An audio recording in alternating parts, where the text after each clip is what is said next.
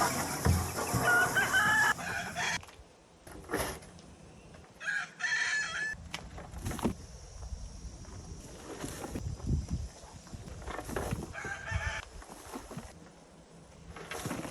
probably should be wearing a mask or something, but we have over 25 chickens and we're getting maybe 5 eggs a day.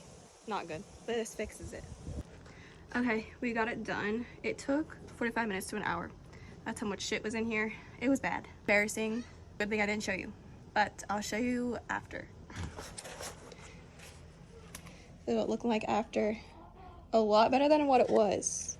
So, we might get some straw or something to put at the bottom. Definitely better than what it was. And there's the pile. So these two are tomatoes. What?